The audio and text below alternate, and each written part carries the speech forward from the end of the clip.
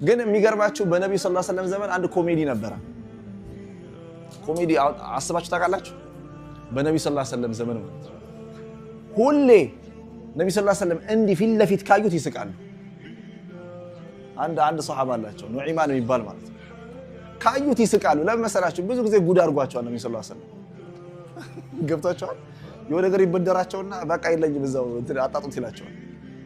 የሆነ ከገበያ ውስጥ ይሄድና የሆነ የሚያምር ነገር ካገኘ እቺ ነገር ለነብዩ ሰለላሁ ዐለይሂ ወሰለም ትገባለች ይላል።